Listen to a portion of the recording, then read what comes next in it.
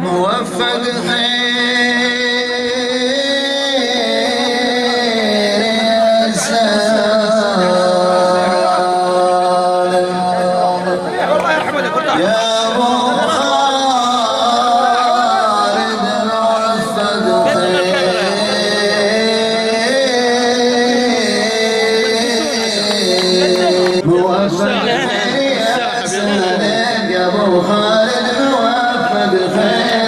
حسن وما سفرك وانت قدرنا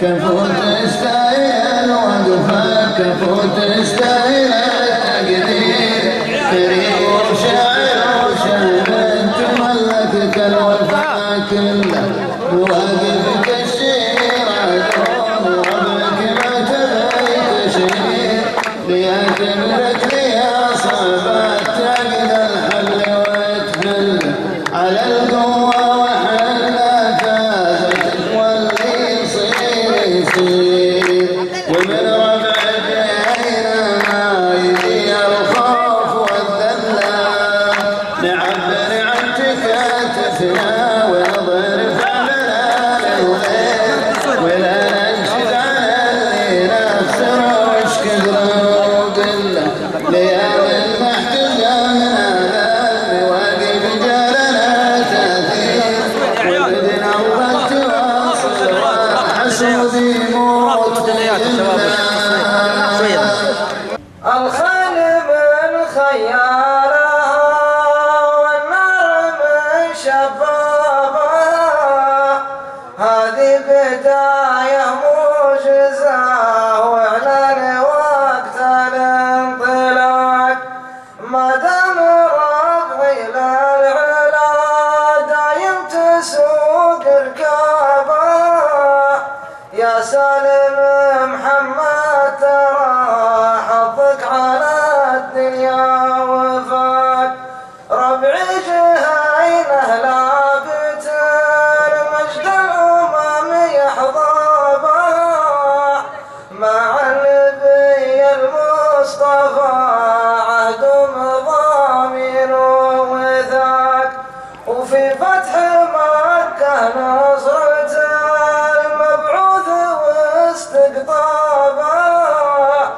سجل لها التاريخ صفحة ما يجي فيها اختلاف لا على صدر الزمان دايم تحط انصابه واللي يجي في ظلها ما يشوف ضيقه واختلاف وابشر بها لا صرت المجد العلي طلابه ربعك توصلك العلا من دون عهده واتفاق يا لا لا لا يا لا لا لا يا لا لا لا لا يا لا لا لا يا لا لا لا يا لا لا لا لا من حقي أعلم اللي سائل عني أنا بغيت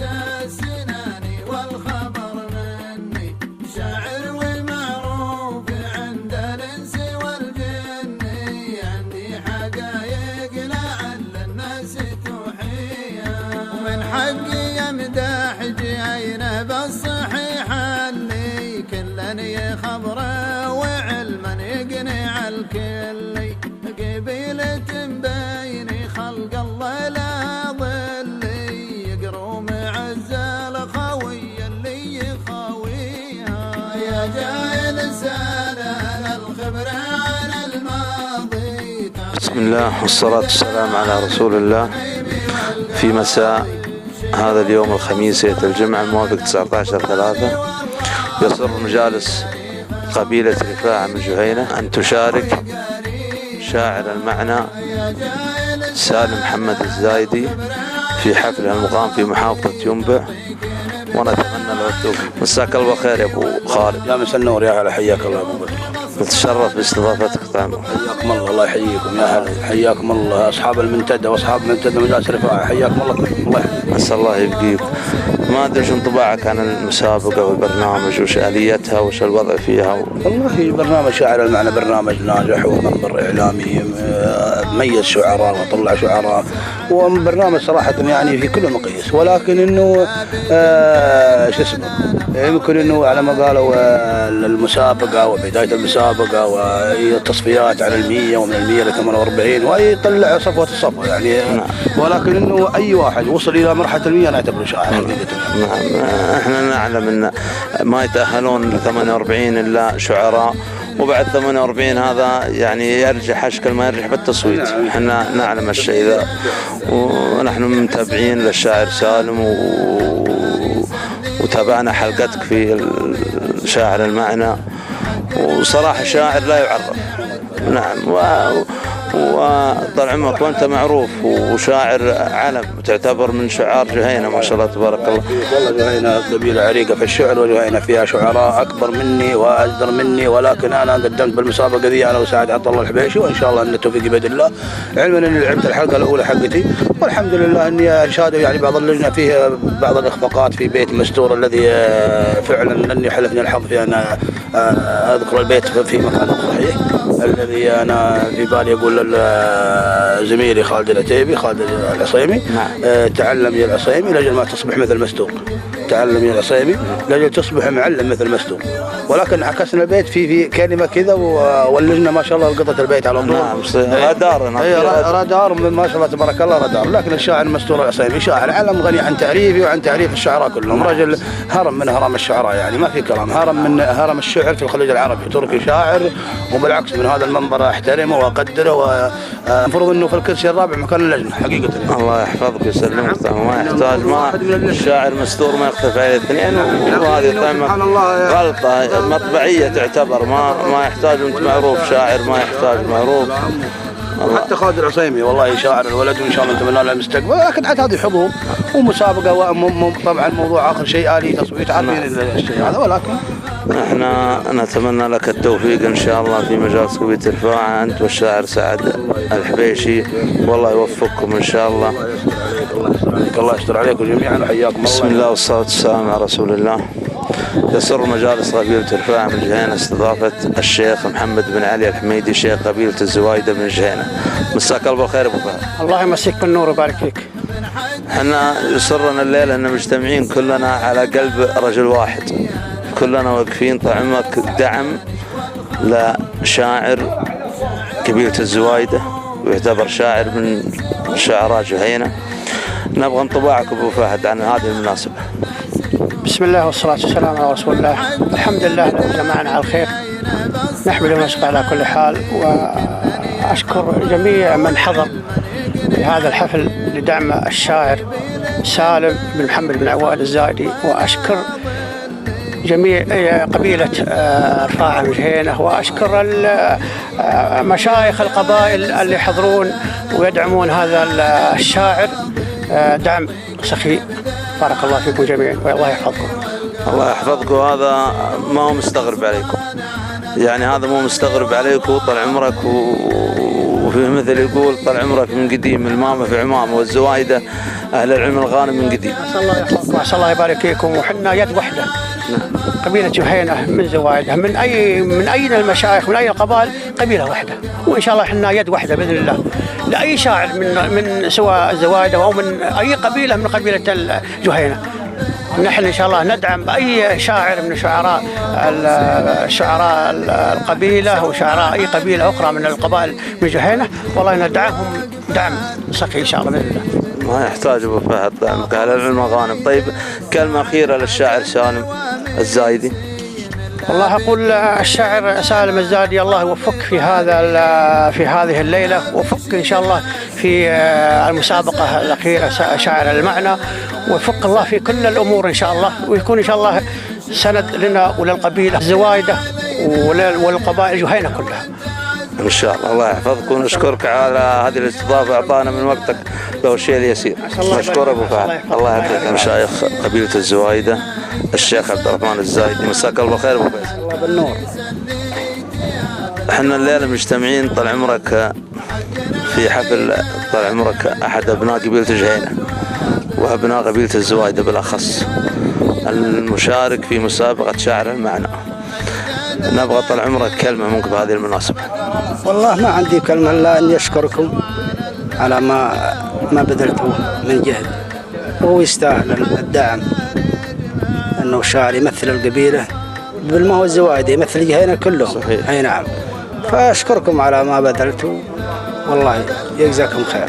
الله يعطيك العافية. في كلمة أخيرة توجهها لسالم محمد الزايدي بالمناسبة. والله أتمنى له التوفيق، أتمنى له التوفيق. الله يوفقكم. مشكور أبو فيصل على هذا الاستضافة. الله يعطيك العقيدة المتقاعد سماح بن عاتق الزايدي بمناسبة مشاركة الشاعر سالم محمد الزايدي. نتطلع منكم كلمة بهذه المناسبة. الحمد لله والصلاة والسلام على سيدنا محمد رسول الله صلى الله عليه وسلم، وبعد. الحقيقة إنها مناسبة سعيدة بالنسبة للشاعر سالم بن محمد بن عواد الزايدي. نتمنى له التوفيق والنجاح في شاعر المعنى. والحقيقة إنه الآن حصل على طبعا اختبر أول شيء 100 ثم 48 والآن المرحلة الثالثة. نتمنى له إن شاء الله أخذ السيف والفوز في شاعر المعنى إن شاء الله. وحقيقة طبعا فخر لقبيلة جهينة وخاص والزوايدة خاصة. نتمنى لها التوفيق والسداد في حياته وفي حياته الشعرية. والسلام عليكم ورحمة الله وبركاته. مشايخ قبيلة الزوايدة الشيخ عبد العزيز فرج الزايدي، مساك الله بالخير. الله يمسك بالخير وحياك الله. ما أدري انطباعك عن المناسبة، تواجدنا اليوم بمناسبة طعمك الحفل للمعد للشاعر سالم الزايدي بمناسبة مشاركته شاعر المعنى.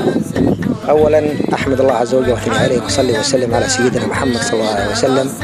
الحقيقة انطباعي انطباع أي مواطن عن شاعر من شاعر القبيلة يمثل قبيلة بالشعر وبالمنتديات. والشعر هو ديوان العرب. الحقيقة من قديم الزمان هو ديوان العرب. المجلس اللي ما به الشعر أو كذا من نحو ذلك يكون دائما الشعر هو سيد المجالس دائما. الشاعر لسان القبيلة ولسان القبيلة بنفس الوقت، ما هذا من قديم من قبل الإسلام وبعد الإسلام. نعم. فالحقيقة الشاعر سالم أدى مجهود ويشكر عليه، ويجب أن مؤازرته من أبناء القبيلة ومن أبناء محافظة جنبه وضواحيها. فهو حقيقة الشاعر مبدع وشهادتنا بها مجروحة، ولكن حقيقة هو يشهد على ذلك من مناسبات القبيلة ومناسبات المحافظة. فهو الرجل الدائم لا للميع بهذا الشيء، فهو له منا الحقيقة كل الشكر وكل الدعم، ويستاهل الشاعر سالم دعما له. الله يحفظكم. هذه ما هي غريبة عليكم. وكلمة أخيرة توجهها له بهالمناسبة هذه. أولا الحقيقة وجه وشيء أنه يتقي الله بكل شيء دائم بشعره، لأن الشاعر دائم اللسان هو ذراف لأي شيء. فلكن إنه دائم يكون ينطق بالكلمة الجيدة المثمرة الذي تعطي انطباع عن هذا الشيء. ما فيها تجرح أحد. أي نعم. فهو هذا الشيء وهو حقيقة كفل ذلك. لكن أنا بقول الكلام هذا. والثاني أنا أدعو لله عز وجل أن يوفقه بجميع شعره وبجميع مناسباته وكل أوقاته يكون إن شاء الله مثمرة له.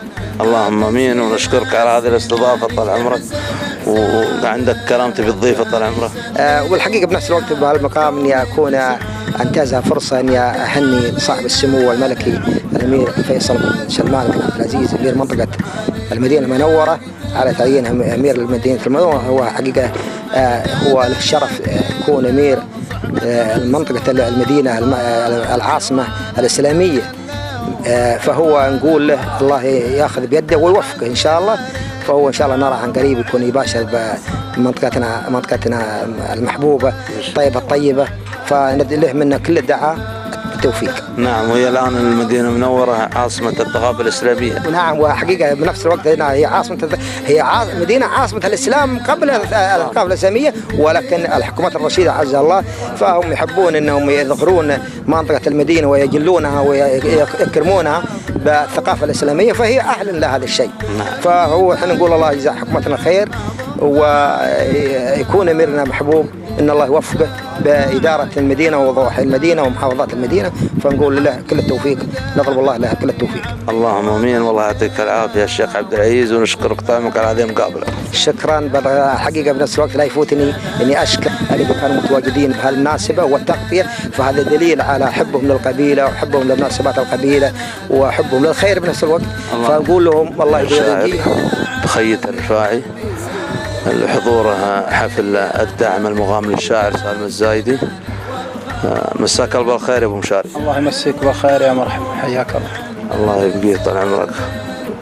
ما ادري عنه، نشوف ما شاء الله جايب عود من الاصائل هذه طعمك دعم للشاعر سالم. اي نعم، يقول في بيت للشاعر جابر بن راضي الرفاعي، يقول من قدم الزينات في صدور الرجال لمد رجله ما تصير الحاله، ابو خالد علمه واصل لجميع. ونعم فيك وفي براض الله يرحمه وبابو خالد ويستاهل، والعلم الغانم منكم وهو غريب يا ابو مشاري. الله يحفظكم معقبات كل الامور هذه. الله يغليك. كلمه تقدمها للشاعر سالم. والله كلمتي له عسى الله يوفق له خير، وحنا معه بقلوبنا وداخل قلوبنا من اول طيبه بمواقفه ورجال يشرف بكل علوم الرجال، حتى ان ندعمه وكل من يعزنا ودنا بدعم، حيث انه رفيقنا ودنا انه يجيب البارق وان شاء الله نكفه له. ان شاء الله كفو بيض الله وجهك، والدعم هذا مو غريب عليكم. الله يعطيك العافيه يا ابو مشاري. نشكرك طبعا. تقول بهذه المناسبه الشعر مبروك. بسم الله الرحمن الرحيم. اولا نهني الشاعر سالم الزايدي على تاهيل الشعر معنا، وشاعر سالم الزايدي شاعر معروف من شعراء جهينه، وما حضرنا كلنا هنا الا دعم الشاعر سالم، ونتمنى له التوفيق. الشاعر سالم ابدع في حلقه الاولى من شعر المعنى، ونتمنى لها التوفيق ان شاء الله. الله يعطيك العافيه، الشعر مبروك. حضور حفلنا الكريم من شيوخ واعيان وافراد قبائل المملكه الذين تعنوا واتوا الى هذا الحفل، نيابه عن اهل الحفل نحييكم ونرحب بكم، فاهلا وسهلا، حللتم اهلا ووطأتم سهلا.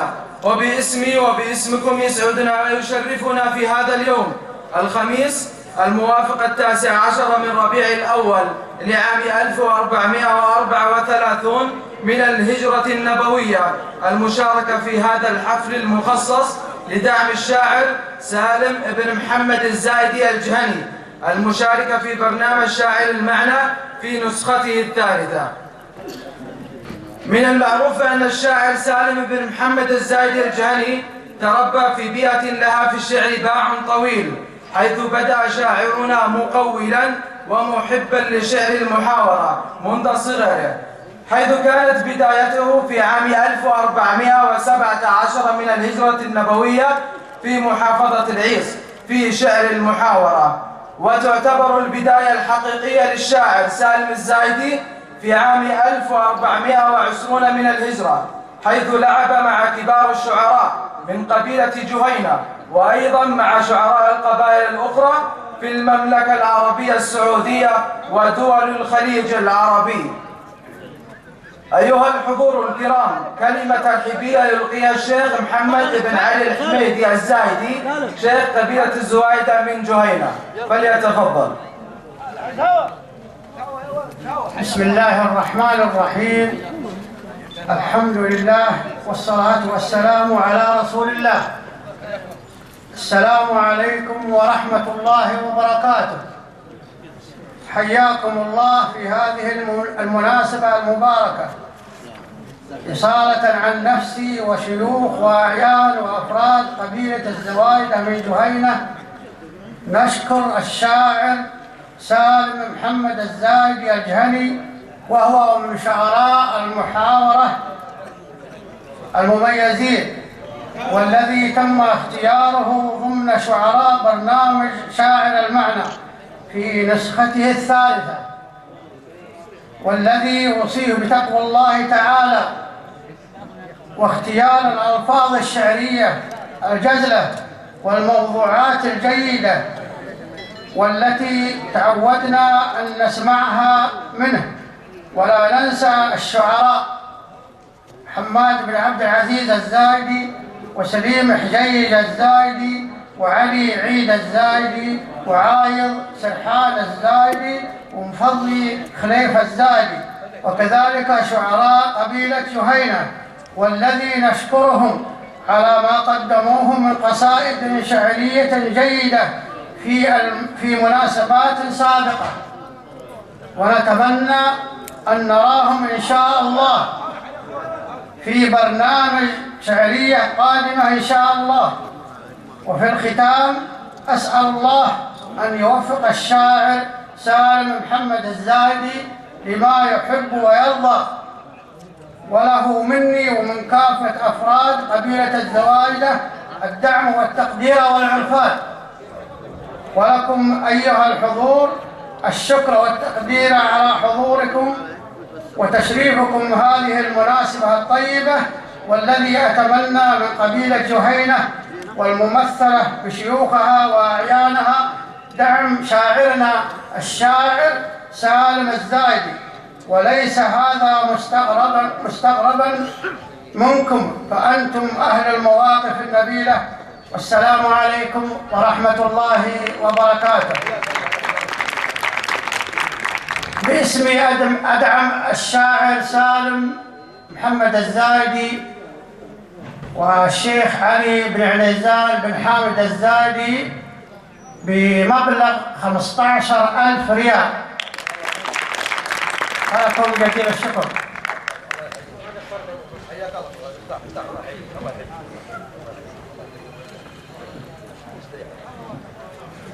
حضورنا الكريم، كلمة الحيبية للمحتفى به الشاعر سالم بن محمد الزايدي الجهني يلقيها نيابة عن الأستاذ فيصل بن عبد الرحمن الزايدي ابن الشيخ عبد الرحمن الزايدي.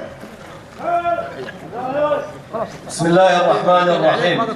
الحمد لله رب العالمين، والصلاة والسلام على أشرف الأنبياء والمرسلين نبينا محمد وعلى آله وصحبه أجمعين.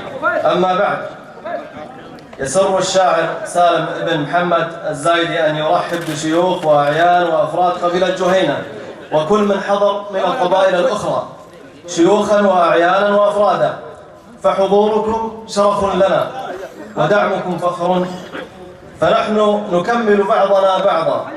فمشاركة الشاعر سالم بن محمد الزايدي الجهني في برنامج شاعر المعنى ما هو إلا أنه يمثل قبيلة جهينة وسفيرا لها في هذه المسابقة، فهو يحتاج إلى دعمكم المعنوي والمادي والوقوف معه، وهذا ما عهدناه منكم يا شيوخ وأعيان وأفراد قبيلة جهينة. فمن يمثل قبيلتنا بين القبائل الأخرى ألا يستحق دعمه وتحفيزه؟ ألا يستحق بالوقوف بجانبه؟ فقوموا يا قبيلة جهينة وكل من حضر وقدموا ما تستطيعونه من كلمة طيبة وبذل ما تجود به النفس الكريمة. وفي الختام نسأل الله عز وجل أن يوفق شاعرنا في تحقيق أعلى المراكز، وأن يكون فخرا لقبيلة جهينة بشعره. فتقدم يا أبا خالد ونحن معك. الله يحييك والله يحييك. والله الذي حرام الجهينة انه يرفع راسه. الله يحييك. أيها الجمع الكريم، لكل فن دولة ورجال، كما للخيول فرسان كذلك للأقلام فرسان، وللحروف سلاطين وللكلمات ملوك، شعراء كثر قليل منهم من يمتلك أنامل من ذهب تسطر بريقا أروع من بريق الألماس، نبع إحساسها لا ينضب حينما يترنم الشعر ويصدح، فتنتظم أبياته لتحلق بنا إلى عالم من السمو والنفحات. من على منبر حسان نترككم مع الإبداع ومع الشعراء. شاعر امتاز بقوة المعاني وإيصالها للمتلقي والسامع دون تكلف في اللفظ والصياغة. إنه الشاعر سليم حجيج الزايدي، فليتفضل.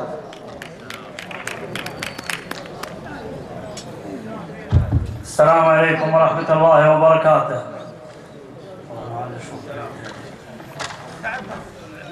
يا الشعر لاني قمت جبت الجزيرات وبقيها لما بيه وصك بابه، ولما وقفت المواقفية بالصعيبات مليت ميقافي وحاسب حسابه. السلام عليكم. شاعر مسعد لما وقفت المواقفي بالصعيبات مليت ميقافي وحاسب حسابه، والرجل يقف لسنة مهمات والله يجملني بحسن الإجابة. قدام ربعي والمواقيف وقفات وكلنا يدور ربعته بالصعابة، من دون ربعي والمواقيف وقفات وكلنا يدور ربعته بالصعابة، ومن بعدها ترحيب من وبل زخات وبل تهمر من علو السحابة. في حلة أهل الطيب والعلم إثبات، عيال زاي الطيب ويضاء مهابة، واللي اعتزينا وكل رجل بعزوات عزوة جهينها طيبها يندرابه، واللي اعتزينا وكل رجل بعزوات عزوة جهينها طيبها يقتدى به. تاريخ عامر بالوفا والجزيرات من سابق الأيام كل اندرابه. تاريخ عامر بالوفا والجزيرات من سابق الأيام كل درابه، متوارثين الطيب في كل الأوقات عزا ناصيهم وعز القرابة. مجدا يضيب نور من سابق فات، مجدا يضيب نور من سابق فات، واللي بعدهم حافظه واعتنابه. وان جيت عده للوفا والمقامات تعجز بيوت الشعر والكتابه، وان جيت عده أهل الوفا والمقامات تعجز بيوت الشعر والكتابة. لكن أنوه في رسائل قليلات عن مجد متوارث وله كتابه، مجدا مسطر من سنين طويلات مذكور بالسيرة جاينا صحابة. والشعر ديوان العرب بالندوات لسانهم واسلوبهم بخطابه، والشاعر اللي وضع له بصمات، والشاعر اللي وضع له بصمات والشاعر اللي وضع له بصمات في كل منهاجه يجود صوابه. وسالم يمثلنا بكل الجمالات، وسالم يمثلنا بكل المجالات، في شاعر المعنى بشعر بدابه. وانتم هالوقفه اللي جاتنا اخوات انتم جايين عزوته والعصابه. وسالم يمثلنا بكل المجالات، في شاعر المعنى بشعر بدابه. وانتم هالوقفه اللي جاتنا اخوات انتم جايين عزوته والعصابه. ما دام ردوها على حكم الاصوات وكلا يقول انا ربوعي ذيابها، ما دام ردوها على حكم الاصوات وكلا يقول انا ربوعي ذيابه. تنافسا ما فيه ضغنا وشحنات، اخوان بالاسلام ما به سبابه. منهاج الاسلام ما فيه ميلات، منهاج واضح يبتدي من مشابه. وكل العرب فيها الوفا والمروات ساسا بهم معروف ما هو غرابه. والجفان من بعيد المسافات يا مرحبا تحية يا هرابه. واختم بذكر المصطفى بالصلوات اعداد وابن من نزول الصبابه. طاعة الملك يا بشر. شاعرنا ايوه قاعة الملك اللي خلف الكتب. شاعر امتاز شعره بالبساطة والتكامل وباستهداف المعنى الحقيقي للجمال. إنه الشاعر عبد الله بن سعد القاضي. ايوه بالعوف يا هلا. السلام عليكم ورحمة الله وبركاته. أسعد الله مساكم. أنا ما عندي قصيدة، عندي مشاركة. عبد الله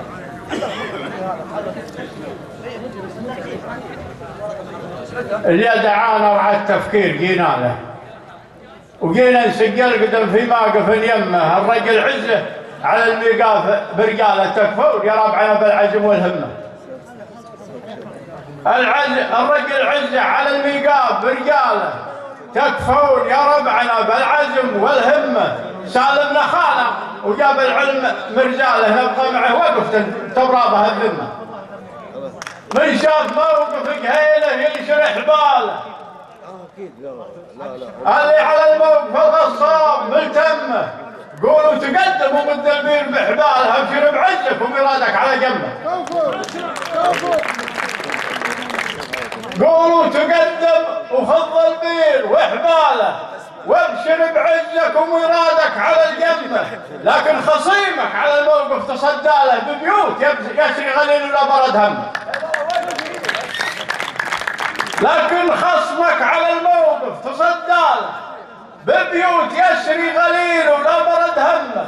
الشعر حكمه وفتل ونقد ورساله، خلك من اللي موقعهم على القمه. الشعر حكمه وفتل ونقد ورساله، خلك من اللي موقعهم على القمه. ما دام ربعك معك للحمل شياله ومنصدع الموقفه في لازمه رمه. ما دام ربعك معك للحمل شياله ومنصدع الموقف في لازمه رمه. الطيب سلعه مع العريف وزماله، يقصر عنها لا قصر راعي الدقره وراعي النمه. وسلامتكم. هذا ما قلت لكم نسيت مشاركه في الشعارة أقدم مني وأبلغ مني بعد. السلام عليكم.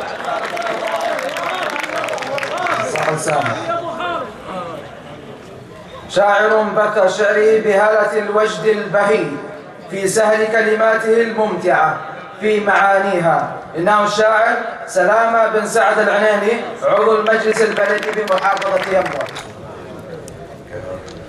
مساكم الله بالخير، مسا الله الجميع بالخير.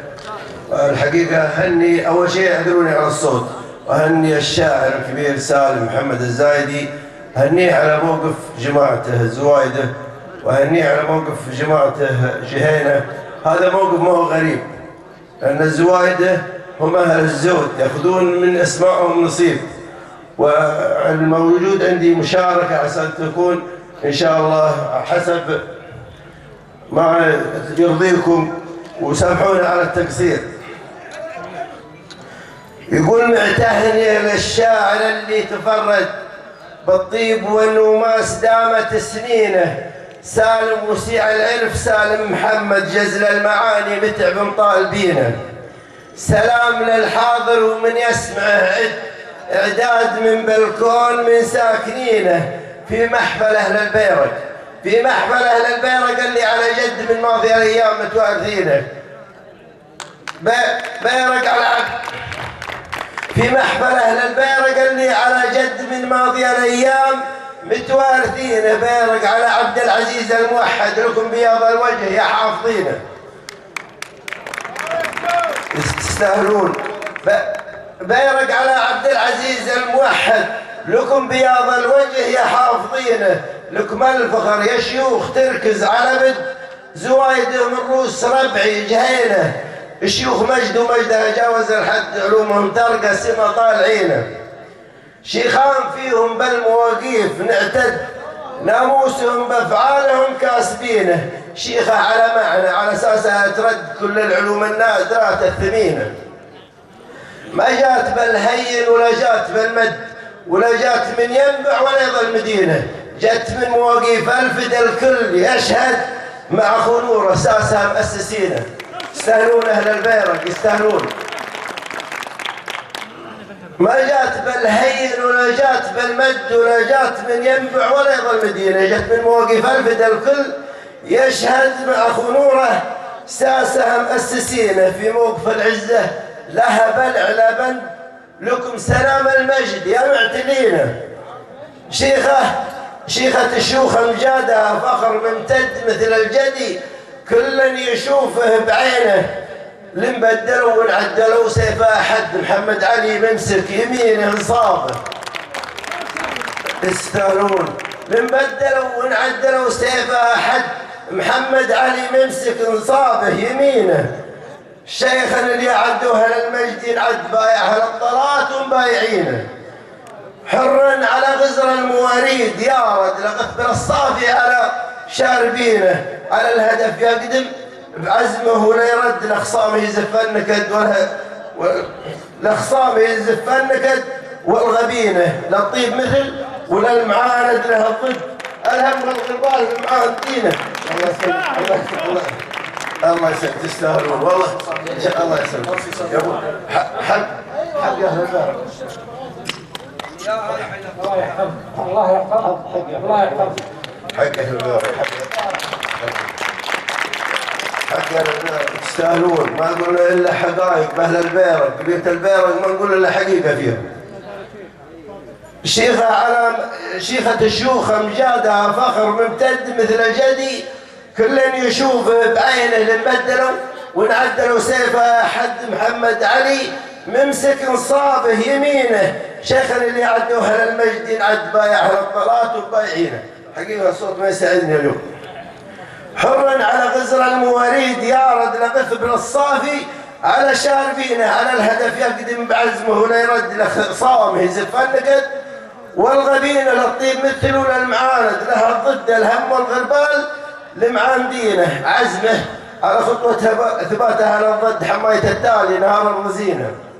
من ساس قوم افعالهم تلطم الخد، كيد الاعدام مثل الحصون الحصينه، زبن الدخيل اللي شك الجوف واشتد اللي جاء لرباعهم مزبنينه، يوم انها بالسيف والرمح والزند حد الحجار، بسيوفهم محتمينه زوايده للزود والمجد من جد ما حد يقف ميقافهم محكمينه، تاريخهم سابق ولليوم والغد يزخر فخر، بافعالهم كاسبينه يتلون بل ما قفوهم للفخر جند حوض المنايب عزمهم واردينه. هذا الصحيح، ومن يريد يتاكد يراجع التاريخ ومؤرخينه حقائق لو الرواسي تشدد تبقى مبقى الكون مع ساكنينه من دون قاصر بالقبائل بلا عد، وصلوا على المختار تابعينه وسامحونا. أبا الشاعر جابر بن عمير الرفاعي إلا أن يشارك في هذا الحفل فليتفضل مشكورا. السلام عليكم ورحمة الله وبركاته، ومساكم الله بالخير جميعا. المعذر إني ما دريت للحفل الليلة عند صلاة العصر، ولا الحقيقة زي الموقف ذا لكم حق علي يا زواج إني أجيب فيه قصيدة، ولا أنا عندي قصيدة وطنية. مرحبا يا ضيوف اعداد وابل السحاب، عد النزول ساق ربانها. مرحبا يا ضيوف اعداد وابل السحاب، عند دينها طالت ايمانها.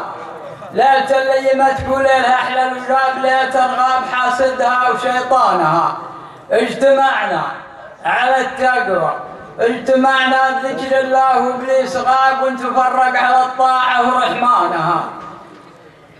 يلا احفظ بلدنا عند مار وخراب، ديرة كلمة التوحيد عنوانها، ديرة عزها الخالد شديد العقاب، جبلة المسلمين ومصدر ايمانها. يوم عبد العزيز اقبل لها بعد غاب، فوق شقرة مثل الارض بيعانها. القوال اللي سابق لامعات السراب، معلقا بدرة من فوق غزلانها. ما معه غير سيف لازمه بالنصاب، سيف يقضي على الزمرة وطغيانها. ويوم جاها طردها واغتصبها اغتصاب، وطاوعت غصب ما طاعت برضوانها. وحرر المملكة من كل صوب وجناب، واسس العلم فيها واعتلى شانها. واسس العلم فيها واعتلى شانها، واستتبل من في سهولها والهضاء، واندحر كل سارجها وخوانها. بعد جبد الحناش الا العشا والسلاب، قرر الشرع فيها وقر ميزانها. وراح اسهل الجنه وحسن الثواب، يسكن الجنه الخضراء وبستانها. وخلف ملوك مثل المعادي رعاب، وريف للشعب وكل الشعب لاحسانها. احكموها شرع الله ونهج الكتاب، وشعب ضايع على السنه ورضوانها. ومنه عبد الله الغالي عريب النساب، حاكما عمر البيتين بركانها. اشهد ان فتح للخير 20 باب، والمخاطر جميع صك بيبانها. ولقترح رايه للوادم صواب، الدول كلها تصغير هدانها. الدول كلها تصغير هدانها، ونايف اللي يحل المصعبات اصحاب، حامي المملكة عن كل عدوانها. يلا اني طلبتك طلبة تستجاب، تنصر ملوكنا وتذل عدوانها. تنصر ملوكنا وتذل عدوانها طالت أعماره على الجزيرة حجاب طوروها بعز وزاد بنيانها يا شباب أمة الإسلام كونوا حزاب واحذروا شلة التخريب وأعوانها شوفوا أهل الفتن لعله للذهاب كم شعوب غنية هدوا أوطانها بعد راهي رفيع نزلت التراب ونزلت عن وشردت من مطامعها ومسكانها وشردت عن مطامعها ومسكانها والرعية بالراعي تروح انها برزق لبوها الخرشة وعدوانها رزق الضبع الخرشة وصحبانها ما رحلنا دون الملك ما رحلنا دون الوطن وملوكنا منها ناطة فوق الحياة وفوق عدوانها ناطة فوق الحياة وفوق ديبانها ناطة فوق الحياة وفوق ديبانها يلا والصلاة على محمد اختام الجواب واسمحوا لي إذا قصرت في الحانة وسلامتكم صف سامي. الشاعر سعيد عطية العلوني وحميد حمدي العلوني ومرزوق حمدي العلوني يقدمون دعما سخيا للشاعر سالم الزايدي بمبلغ وقدره 10,000 ريال.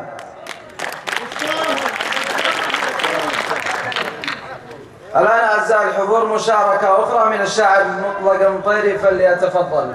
السلام عليكم. أول شيء أهني الأخ سالم على وصوله هذه المرحلة وأتمنى أن شاء الله يأخذ سيف المعنى بإذن الله وكلنا بإذن الله واقفين معه.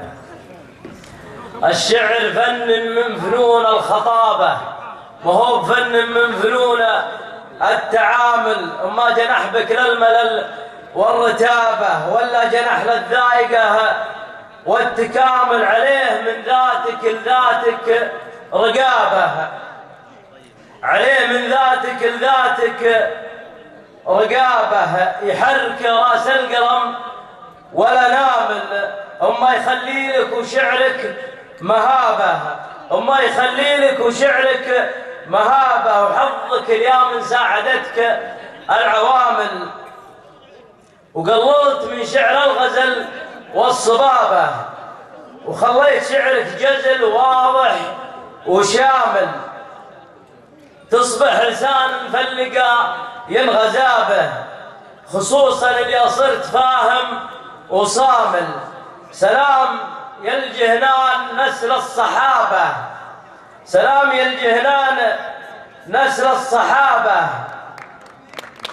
ما هو هي والله ولا هو مجامل ميقافكم هذا فخر كل لابه ميقافكم هذا فخر كل لابه الكامل الله مير ميقافه كامل ولا زمان الغزو ولا الحلابه وجا وقت تبغى تكسب الناس جامل والمال لضيوفك وحق القرابه وكفاله الايتام ولا الارامل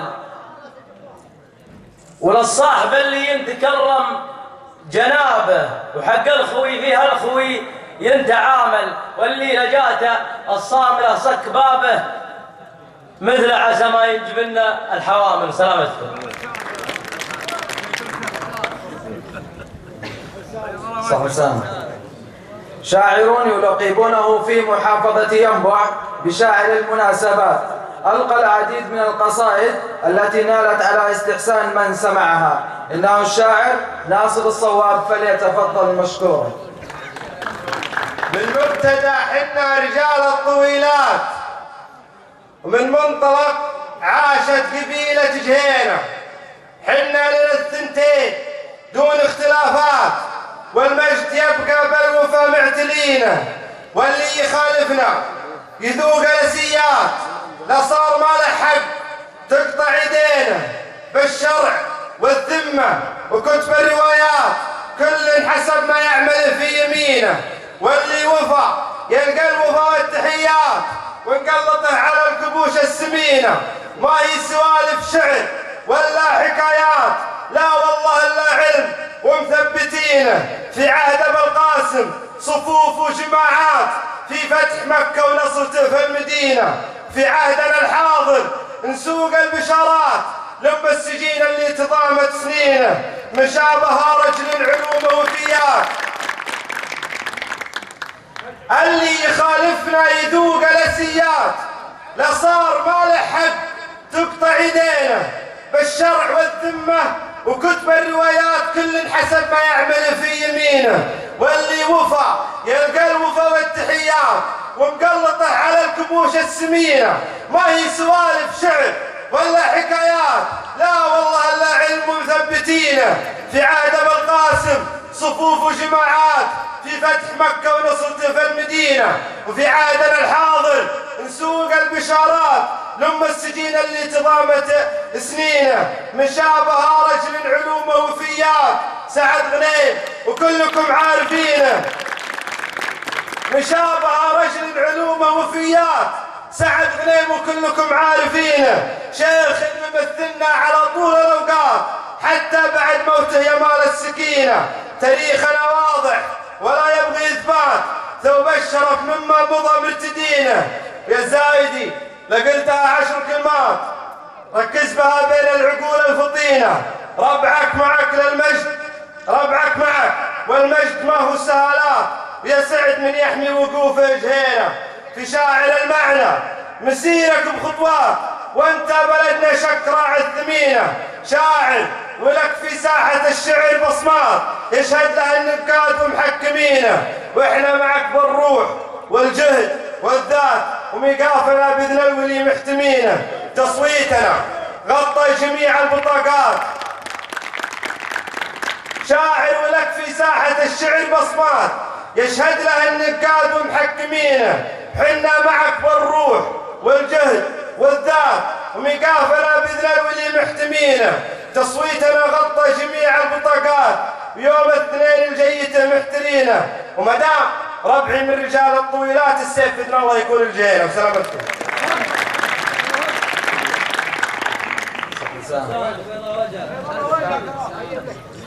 أيضا مشاركة جديدة مع الشاعر عتيق الله العنمي. السلام عليكم، مساكم الله بالخير.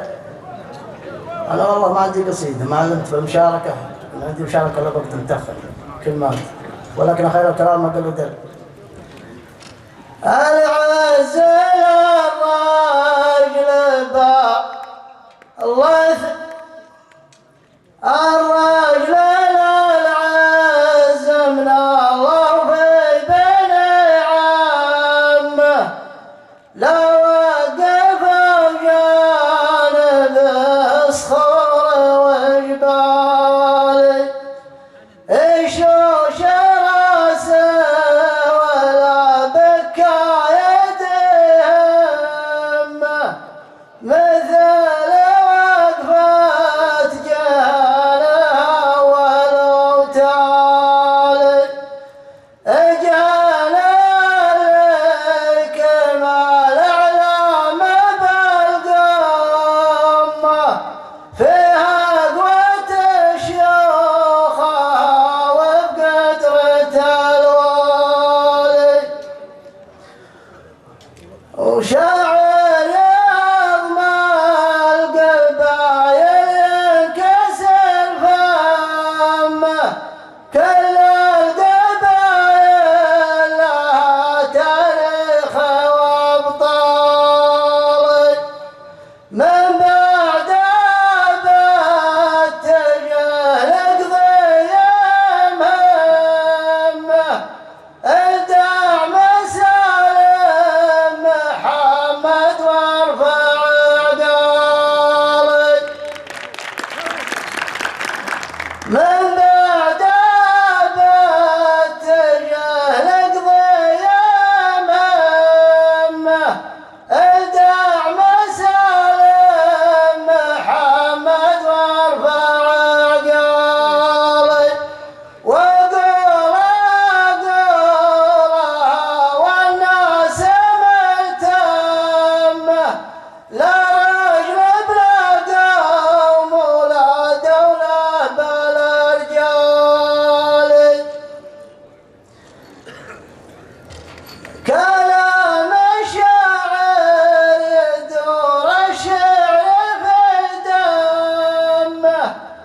كنت مركزا بالخلايا مركي الصالح ماني من اللي يخطف العلم ويخمه انحت بصدر الصخر وخلد اقوالي واختام الشوم لو كان على اليمه فخر العرب كلها والبيرق العالي. سلامتك.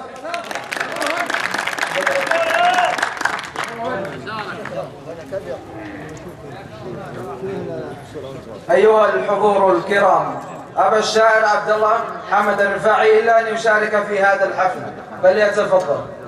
السلام عليكم، مساكم الله بالخير جميعا. نتمنى للشاعر سالم الزايدي التوفيق بإذن الله في المرحلة المقبلة، وهذا الشيء يكون بالتكاتف والتعاون منكم جميعا.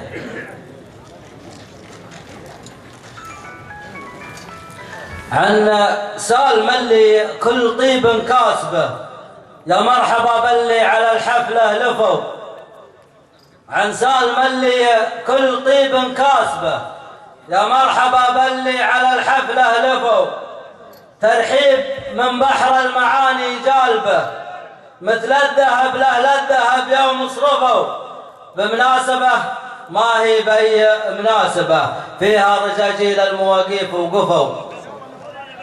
من شاعر رفاعي يشارك صاحبه والزايدي معلق زود والزودي شاعر على الوقفة كفو. من شاعر رفاعي يشارك صاحبه والزايدي شاعر على الوقفة كفو. في شاعر المعنى لقي مآرب الشهادة أهل العرف بالحق انصفوا. في بحر المعاني ما تأخر قاربه وربعي جهينا في نجاحه احتفوا. يوم القبائل كلها متحازبة ربعي هل الوقفات بانوا ما اختفوا. مواقف الجهنان دايم صايبة على المعالي بالمواقيف اشرفوا. موقف جهينة ما حد متغاربة يفوز شاعرهم ليا تكاتفوا. بالدعم والوقفة تجي مطالبة وللوفاء في موقف الفزعة وفوا. سلامتكم. وجهك أبيض. أيها الحضور الكرام، وهذا دعم آخر من الشيخ عبد الرحمن بن فرج بن متروك الزايدي وأبناء عمومته قبيلة الساعد من الزوايدة بمبلغ 11500 ريال. ولا نترككم أيها الحضور الكرام مع شعر ساق كلماتها الشاعر ناصر الصواب شاعر المناسبات بمحافظة ينبع، ويشدو بها الشاعر بدر بن مرزوق الرفاعي بعيد النظر. السلام عليكم ورحمة الله وبركاته. الخيل من خيارها والنار من شبابها هذه بداية معجزة واعلان وقت الانطلاق. ما دام ربعي للعلا دايم تسوق ركابها يا سالم محمد ترى حظك على الدنيا وفاق. ربعي جهينه لابت المجد الأمم يحظى مع النبي المصطفى عهد مضامين وثاق. وفي فتح مكة نصرة المبعوث واستقطابه سجل لها التاريخ صفحة ما يجي فيها اختلاف. لا على صدر الزمان دايم تخط انصابه واللي يجي في ظلها ما يشوف ضيقه واختلاف. وابشر بها لا صرت المجد العلي طلابه ربعك توصلك العلا من دون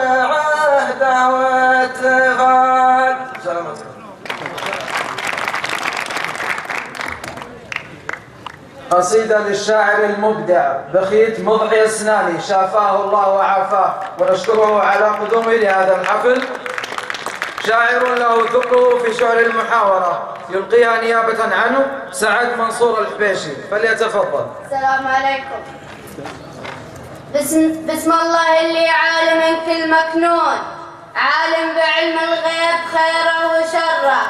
يا مرحبا يا مرحبا ترحيب وواجب وقانون، أقولها وأوضاعنا مستقرة. أقدم الترحيب والناس يوحون، وأكرر الترحيب مليون مرة. من عادة جهينا على العز يقفون، وقفاتهم من ماضي الوقت حرة. سالم سالم نخاكم يا أهل الطيب تكفون، رجل يمثلكم ولله درة. وقفوا مثلكم علامات منون، وقفة شجيع الطايشة ما تمره. أقولها وانتم على الوضع تدرون، والحرب يا عراف كره وفره. لو كل مليان يتبرع بمليون، قليله بحقه وحقه يتشرع. اقفوا معه ميقات والفوز مضمون، بجامل لا تعلم الناس سره. اعطوا جهدكم واطلبوا مالك الكون، ولا تفخروا لو كان مثقال ذره. بسم الله اللي عالم من كل مكنون، عالم بعلم الغيب خيره وشره. سالم نخاكم يا أهل الطيب تكفون، رجل يمثلكم ولله درة. سلامتكم. أثناء الشيخ معزي سعيد الزايدي الجهني يقدمون دعما للشاعر سالم الزايدي بمبلغ 20,000 ريال.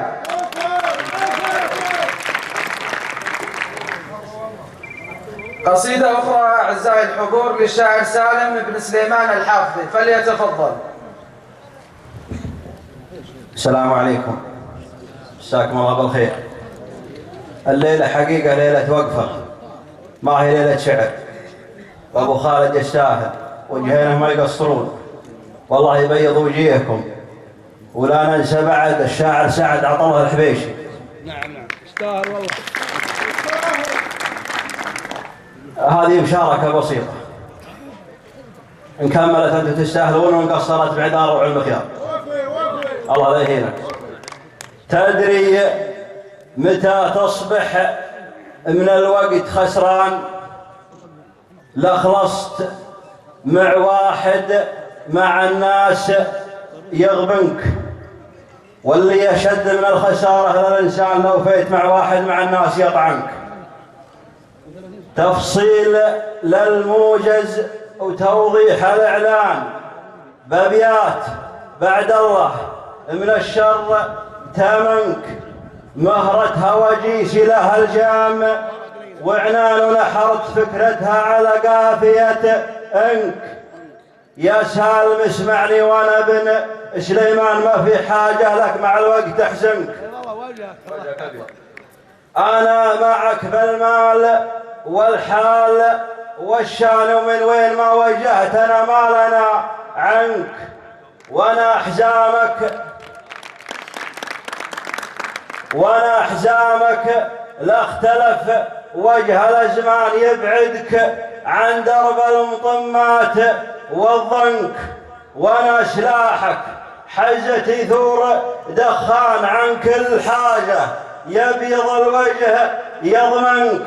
وانا تراني للمطانيخ شفقان، وطناختي من طيب راسك ومعدنك. وانا تراني للمطانيخ شفقان، وطناختي من طيب راسك ومعدنك. وانعودت للشعر يطير حوران، لله درك يا سميي ومحسنك. ولا جالسوا موقف فيه جهنان مداتهم تثر على خزنة البنك. ولا جالسوا وموقف فيه جهنان مداتهم تثر على خزنة البنك. تمت على خير ومعزها وعرفان، احساسها منا وتقديرها منك. وسلامتك.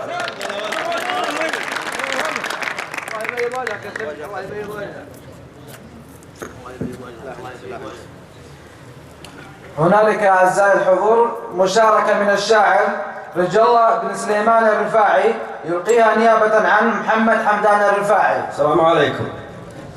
سلام الله مبدانا سلام نبدي المرقب بحفل اللي تعز وبالرجال وقدم قراها ولد عم دعانا واسعد اللحظات ولو جاب نقف وقفه لابو خالد نسجلها ونقراها جهينا يا جهينا عزوة بالمقف الغصاب نبيها كلمة وحده نوثقها بمسراها يا فخر المعتزي يا تاج النخوة يا عز انساب قليل اللي يساويكم على القدمة ويبراها سلام الله مبدانا السلام ونبدي المرقاب بحفل اللي تعز وبالرجال وقدم قراها ولد عم ودعانا واسعد اللحظات ولو جاب نقف وقفه لابو خالد نسجلها ونقراها جهينا يا جهينا عزوة بالموقف الغصاب جهينا يا جهينا عزوة بالموقف الغصاب نبيها كلمة وحدة نوثقها بمسراها يا فخر المعتزي يا فخر المعتزي يا تاج للنخوة يا عز انساب قليل اللي يساويكم على القدمة ويبراها هذا تاريخ في عهد الرسول وللشهود كتاب تسوم ارواحها دون الوطن وتجدد راها ولا جات المواقف والتنافس بالقلوب ضياب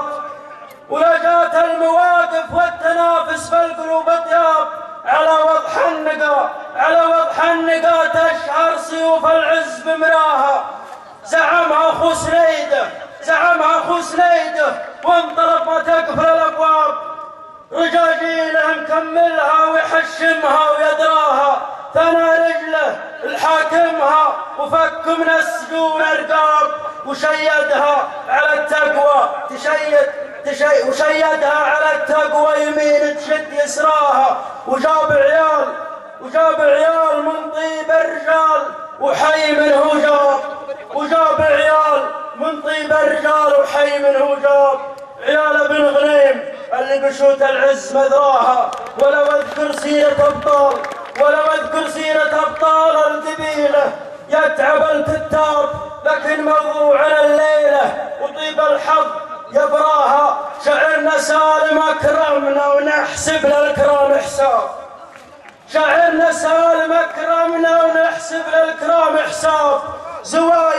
والزوايد ترفع الاعلام ذكراها نوافي من يوافينا بعيد ومن قريب اصحاب وابو خالد سبق طيبه على لولا وضراها صحيح ان الضروس اللي تباين قبل طلع النار ولا منه طلع شورة تعلى فوق شوراها بطاقات الرسايل قد حنكم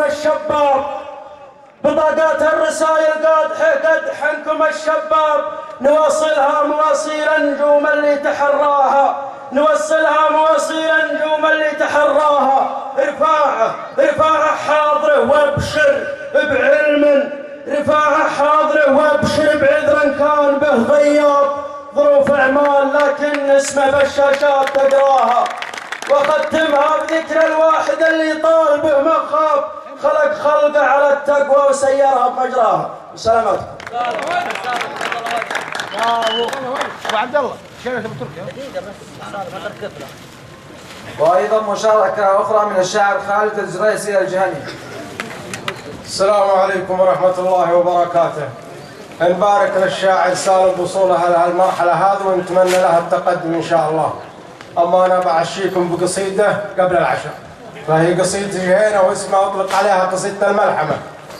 يقول تسامي في سما العليا تسامي مع كبيرين الأسامي، قبيلة حي والله من قبيلة لها بالمجد والعليا السنامي، جهينة ثم جهينة سليلة مجد عام بعد عامي، جهينة من قضاعة جهينة ثم جهينة سليلة مجد عام بعد عامي، جهينة من قضاعة لا تزينة نروم اللي بعيد ما يرامي، مع مواقفها مع العالم عظيمة وما للمعضلات إلا العظامي، لها تاريخ ناصع في بياضه سوى النور جلاي الظلامي، وأنا بمدح ربوعي واتفاخر لأن فعولها فوق الغمامي، مدح المصطفى في فتح مكة لها 4 بيارق فزحامي، نزل جبريل في وحي الرسالة بصورة رجل منها بالتمامي، ومنها 40 من الصحابة رواة للحديث المستقامي، ومنها الصيرمي عقبة بن عامر تولى مصر كالحر القطامي، ومنها الصيرمي عقبة بن عامر تولى مصر كالحر القطامي، ومنها الفارس عصام بن شهبر يكنى باسمها العلم العصامي، يقين العلم يا باغي يقينه وقصر القول بالسيف الحسامي، غزان الباشا التركي بجيشه وقال بينفع النخل المقامي، هزمنا في البداية وانكسرنا وكسر النفس شد من العظامي، ونادت عيده جهينة يا ربعي ونادت بالخوال وبالعمامي، وجينا كلنا عينيك عيده وصرمناهم لمصر بالنوام، وجينا كلنا عينيك عيده وصرمناهم كما صرم النوامي، حميناها بحد السيف عنوه نظيم اليابلين الانظامي، شبع من فعلنا 7 الضواري ويشبع طير بعل الجو حامي، جهينة بالوغى مثل الاسودي لي حال اللقا والاصطدامي، مخلد فعله علينا القيامة مميزت الحلال من الحرامي، منازلها من القلزة من يثرب عطاهم صكها سيد الأنامي، وفيها العيص مسكان الصحابة سراقة وابن بصير الهمامي، معالمها جبل الرضوة والأجرج وواد الحمض حد للعلامي، ولكن معلم الدار الحقيقي رجال الجود مقريت الطعامي، ولكن معلم الدار الحقيقي رجال الجود مقريت الطعامي، رجال الجود من حاضر وماضي سواد الغيث مروي كل ضامي، ومن زود الكرم وقت المجاعة يصير سباق قاسي واحتدامي، وكل قال هذا الضيف ضيفي سبقت الخامس لي من الحشامي، وهذه عادة عيال الحمايل طراخة راس ورجال الإكرامي بدون قصور في باقي القبايل، لها مني تحية واحترامي، 3 عام سكان الجزيرة شهادة حق وابصم بالبهامي، لكن اليوم عهد اخوان نوره سكن المملكة قبله وشامي، معزي من بناها واحتماها محد السيف ما هو بالكلام، معزي من بناها واحتماها بحد السيف ما هو بالكلام، عسى الله يرحمه رحمه وسيعه بشرع الله حكمها والنظام تمت حسب علمي واختتمها على محمد صلاتي والسلام. اللهم صل وسلم.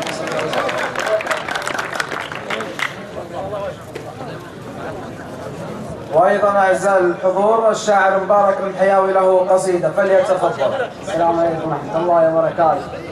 مبارك لأخينا سالم محمد الزايدي، وإن شاء الله بإذن الله إنه رايح يفوز بجهود الجميع. يقول سالم مرحبا والف ترحيب لا يبلى الرجال الحشامي، ما هو غريب الطيب من راعي الطيب، هذا الكلام اللي عليها الكلامي، واحنا معك ونسد كل المواجيب، تستاهل التكريم والاحترام، وابشر بفزعة مكملين المطالب، ربعك حزامك يا جويد الحزام ميقافنا ما في شك ولا ريب وابشر بعزك في نهار الزحام. وعدونا في القصور حسب العشاء جاء ولا نعودكم الايام الثانيه.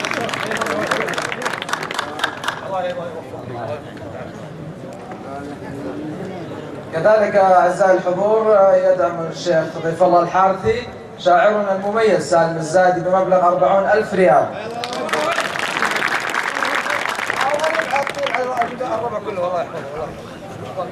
وأيضا الشيخ حمود الرفاعي 5,000 ريال.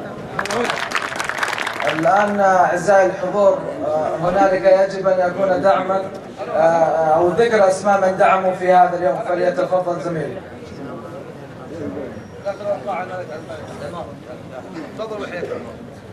بسم الله الرحمن الرحيم. أسماء الداعمين للشاعر سالم بن محمد الزايدي الجاني بمسابقة شاعر المعنى، وهم والد الشاعر سالم الزايدي الشيخ محمد بن عواد الزايدي الجاني بمبلغ وقدره 50,000 ريال. الشيخ سليم بن مهنا السناني مبلغ وقدره 20,000 ريال. الشيخ محمد بن علي الحميدي الزايدي شيخ قبيلة الزوايدة مبلغ وقدره 15,000 ريال. قبائل شهران ممثلة بالشيخ الشاعر ديب الشهراني مبلغ وقدره 12,000 ريال. الشيخ فلاح دخل الله الزايدي بمبلغ وقدره 18,000 ريال. الشاعر مبروك عايد العنمي وأخيه ماجد عايد العنمي بمبلغ وقدره 15,000 ريال. الشيخ عطية مفضي الذبياني بمبلغ وقدره 5,000 ريال. الشيخ سليمان بن رجب بن عويد الرفاعي وأخيه حامد بمبلغ وقدره 5,000 ريال. الشيخ حمدان محمد الرفاعي بمبلغ وقدره 5,000 ريال. الشيخ فلاح بن جزء الحافظي بمبلغ وقدره 4,000 ريال. الشيخ سالم بن عايد الزايدي وأولاده بمبلغ وقدره 3,000 ريال. الشيخ سعد صالح العنيني وأخيه الشيخ مسعد صالح العنيني بمبلغ وقدره 2,000 ريال.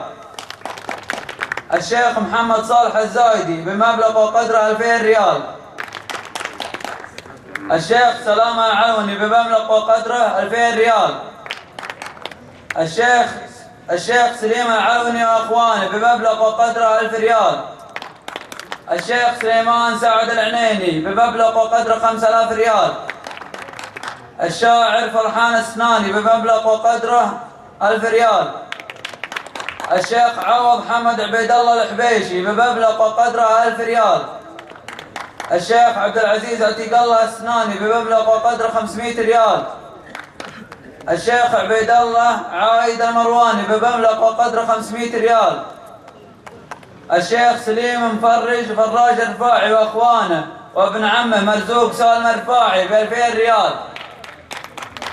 الشيخ طلال مسعد القاضي بمبلغ وقدره 1,000 ريال. الشيخ عليثة زيدان العلوني بمبلغ وقدره 1,500 ريال. الشيخ دخل الله مبارك المرواني بمبلغ وقدره 300 ريال. الشيخ عبد الرحمن بن أحمد بن مهنا السناني بمبلغ وقدره 2,000 ريال. الشيخ راضي عتقان بمبلغ وقدره 500 ريال. الشيخ عامر سلمان عودة الفايدي بمبلغ وقدره 500 ريال. الشاعر مسعد عليثة الدسيري والشاعر عيد سلمان حجوري والشاعر خالد حيمان حجوري والشيخ سلمان عايد حبيشي بمبلغ وقدره 1,600 ريال. الشيخ عتق الله رجال الله الرفاعي بمبلغ وقدره 1,000 ريال. الشيخ حمدي عطية الرفاعي بمبلغ وقدره 1,000 ريال. الشيخ محمد دخل الله الرفاعي بمبلغ وقدره 1,000 ريال.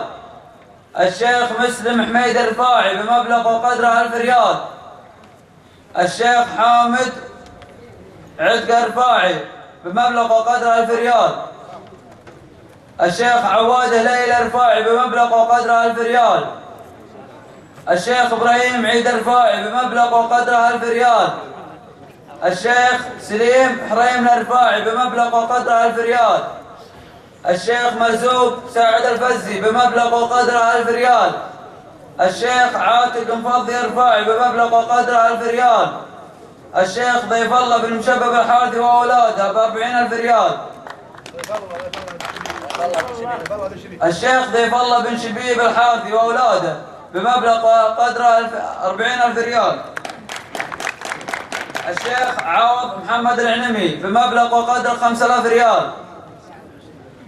الشيخ عبد الرحمن شيران العلوني واخيه عبد الكريم بمبلغ وقدره 1000 ريال.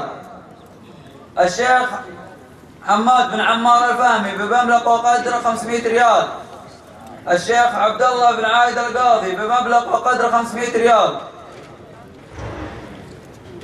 الشيخ مرزوق شدود الفهمي بمبلغ وقدره 500 ريال. الشاعر مرزوق شدود الفهمي بمبلغ وقدره 500 ريال. الشيخ غازي مسفر الكلبي بمبلغ وقدره 200 ريال. الشيخ فواز عيد العنمي واخيه ممدوح عيد العنمي بمبلغ وقدره 500 ريال. الشيخ ايمن مناور الحنشل بمبلغ وقدره 500 ريال. الشيخ سالم عوض العنمي ونجيب صالح العنمي وعادل مرضي العنمي وعبد الكريم صالح العنمي.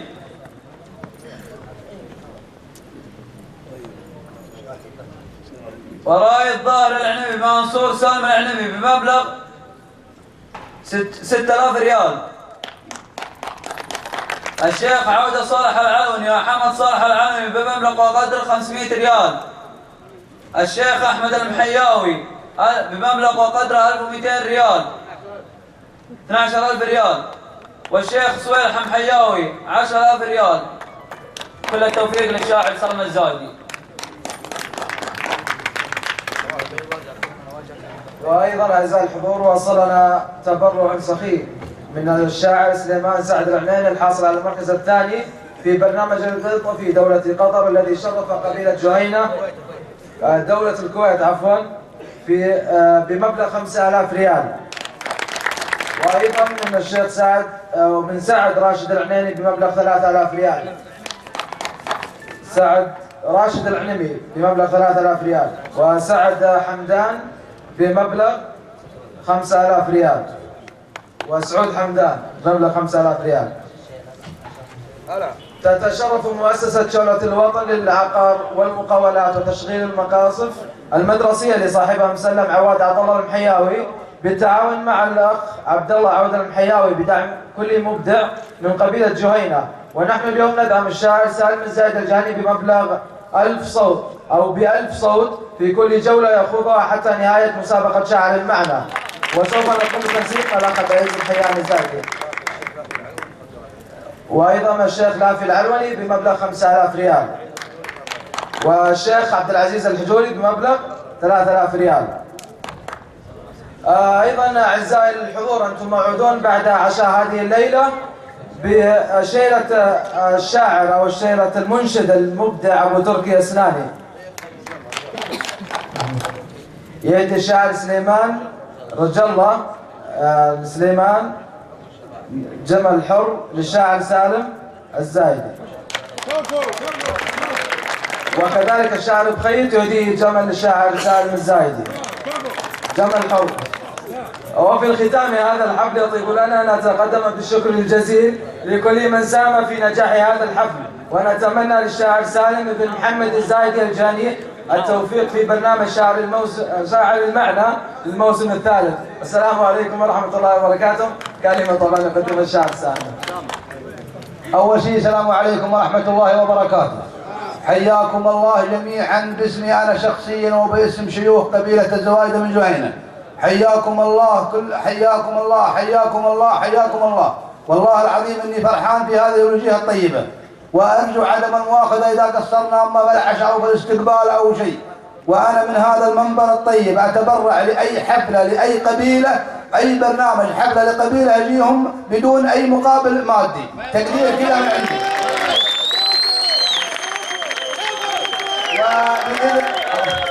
وبإذن الله اللي مع الله سبحانه وتعالى وجيه من وجيه العين ووجيه الطيبة لجميع القبائل ذي، أنا أعتبر نفسي كسبان وجايب الناموس وجايب السيف من المعنى وجوده، وأكبر مكسب إني شفتك واليوم وجبتك. وأرجو من الجميع ومن شيوخ قبائل جهينة وجميع الداعمين لسالم الزايدي أن يدعمون الشاعر سعد عبد الله الحبيشي زميلي في شاعر برنامج المعنى الذي يستحق الوقوف ويستحق الكلمة الطيبة، وهو شاعر فعلا يستحق كلمة الشاعر، ونتمنى التوفيق للجميع، ونعتذر عن اللي ما ذكرنا أسمائهم وسامحونا على القصور إذا حصل قصور، والله العظيم إن شوفتكم أكبر فرحة عندي اليوم، وحياكم الله مرة. عموما الله يحييكم، عموما الله يحييكم والله يحييكم والله يحييكم من قلبي، والسلام عليكم ورحمة الله وبركاته. بعد شيلة أبو ترك السناني المبدع المنشد أبو ترك السناني، هنالك محاورة شعرية سوف يقوم بها بعض الشعراء بعد عشاء هذه الليلة. شكرا لكم. الشاعر حامد ربيع الدبياني ألا أن يشارك الشاعر سالم الزايدي ويدعمه مبلغ وقدره 500 ريال.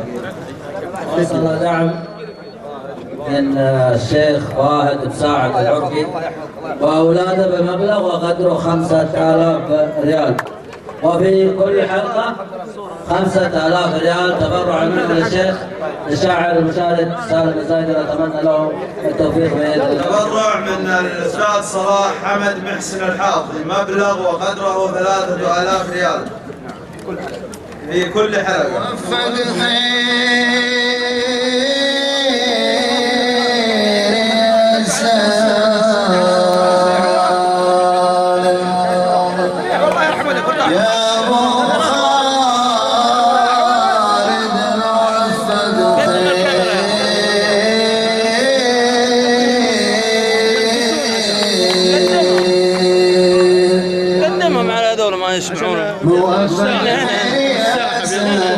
يا ابو خالد موفق خير عسى انه ما سفرك وانت تقدرنا وكفو كفو تستاهل وقفك كفو تستاهل التقدير كريم وشاعر وشاعر تملكك الوفاء كله واقفك الشير عدول ربك ما تبيت شيء ليعتبرك لي صعبات تعقد الحل وتحل على القوة وحل فاتك واللي يصير يصير ومن ربع جينا يجي الخوف والذلة نعبر عن تكاتفنا ونضرب على الوليل ولا ننشد على اللي نفسر وش كثر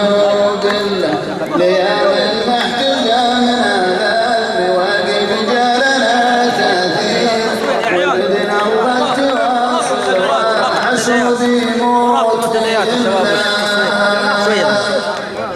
من حقي يا علي علي سائل عنه أنا بخيت السناني والخبر منبر شاعر معروف عندي حقائق لعل الناس توحيد. كلمات بخيت السنان، أداء أبو ترك السنان.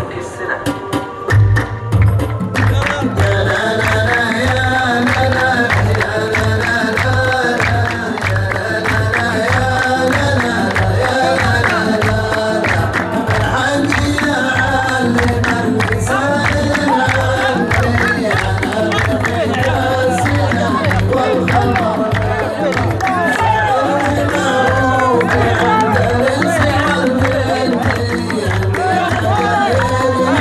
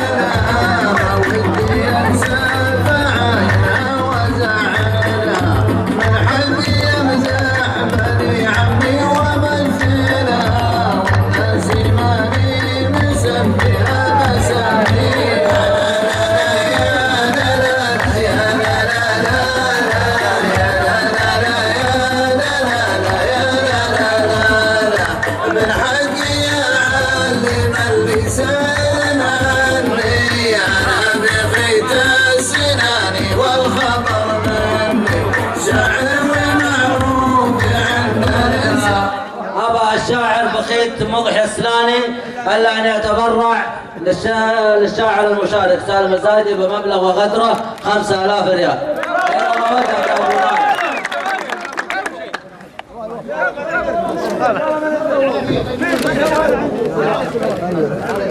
عبد الله يا عبد الله يا عبد الله راجي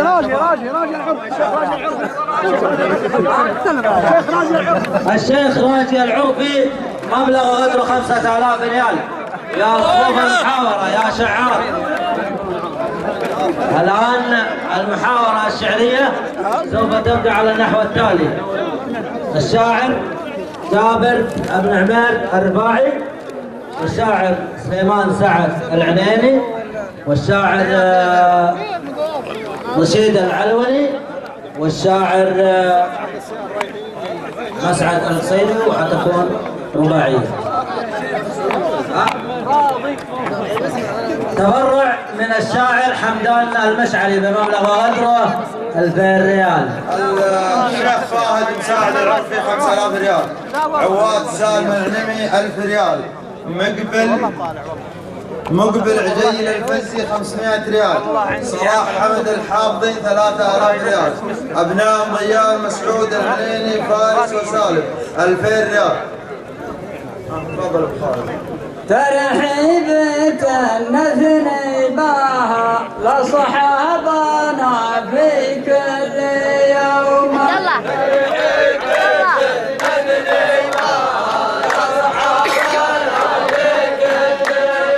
باغيني فزعته لنا عند الليالي القادمة.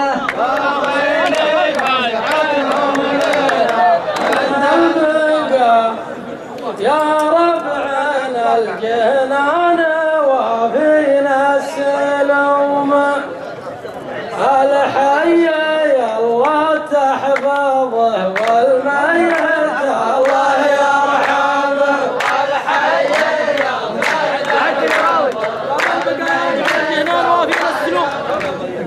ابشر بعزك يا زيمي ليك الليل وكل يوم. عزك يا زيمي ليك كل ليل وكل يوم.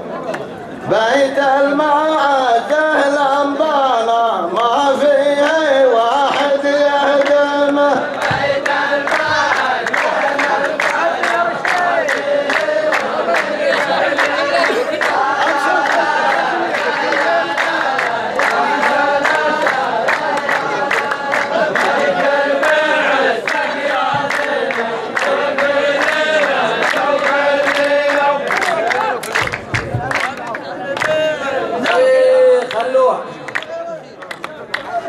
يا شيخ ابن عتقان حسب التفاعل الهجوم.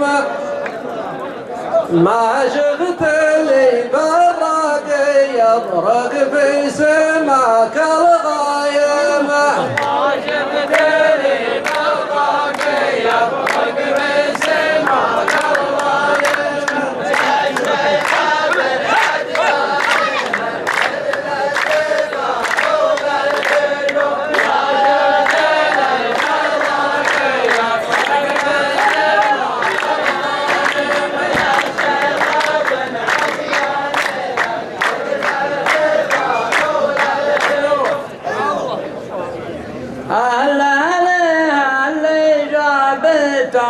لصحابي يا ربي تدوم. نبغى نسجلهم نبغى نسجل ربعنا يا صحابنا بالقايمة. نبغى نسجل ربعنا يا صحابنا بالقايمة. العام نجمك يا العينين ساطع بين النجوم. وهل الكويت أعطوك يا سليمان دعم ومكرمة. الكويت أعطوك يا سليمان دعم ومكرمة.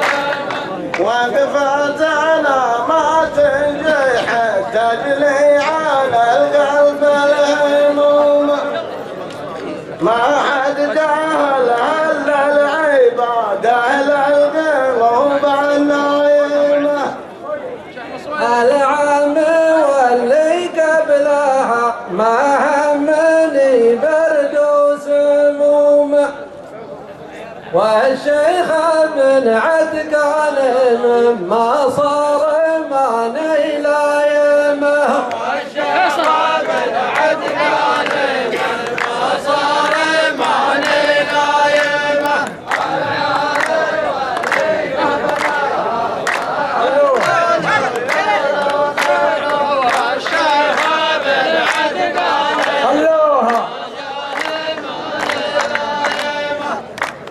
حناني عرف ربوعنا شجعاني فاللازم تقوم لكن اخاف شعيلي ما هي المضايا الرايمه لكن اخاف شعيلي ما هي المضايا الرايمه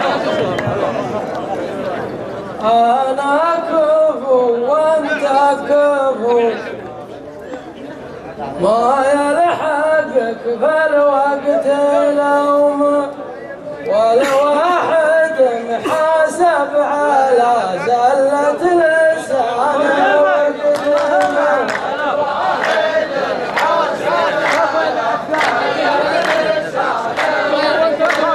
محاسب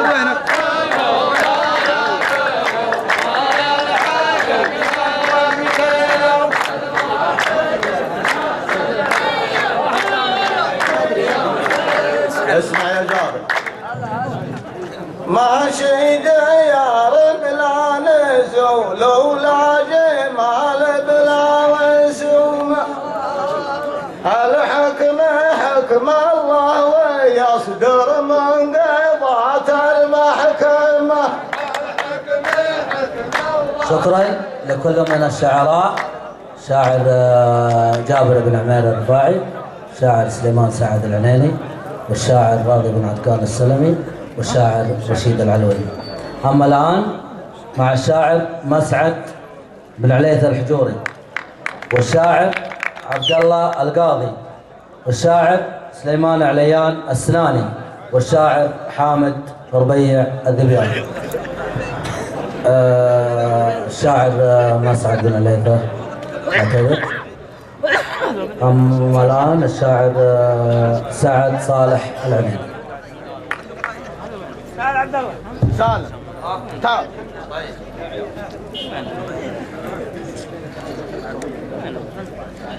حياكم الله مرة ثانية. وصل دعم من الشيخ سليم جابر السناني 20,000 ريال وهو مسلم، ودعم من عبد العزيز العروي عبد العزيز دخيل الله 5,000 ريال، والشيخ ضاحي العروي 5,000 ريال. ونترك الملعب لجميع الشعراء، وهذه ملعبتكم وتصرفوا وانتم اهلها. ما مرة اللي يشوف له الطريق على ما قالوا يلعب، ما في كلام.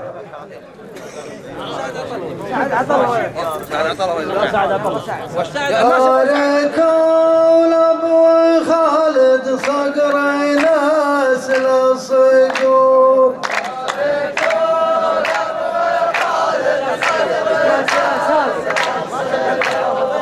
العراس اللي قوم تقدم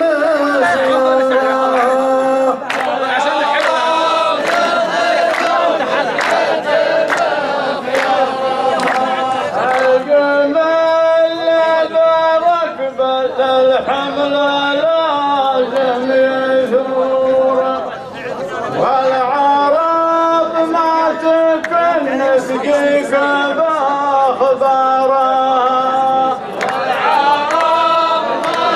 اجمل لبرك للحمل لازم يثور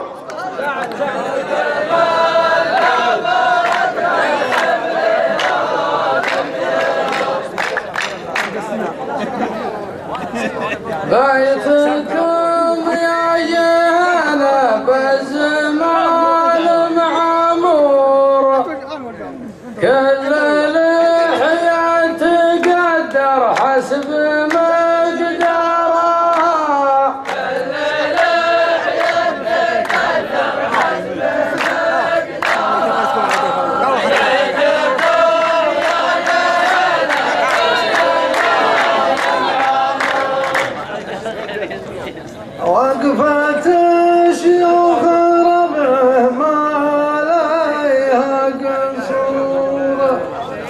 دلت الكيف بدر جاهز بهرا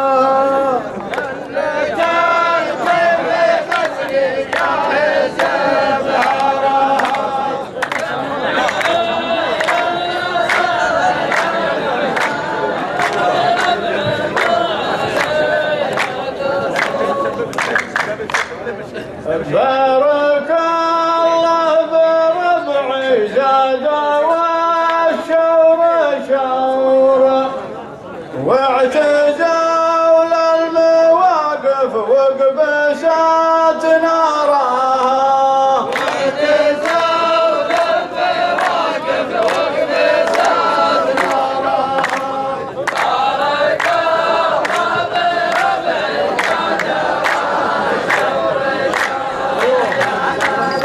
وانا من دون حالي حيث بشوف دوره وانا من دون حالي والصقور انت ترى تشوف صقره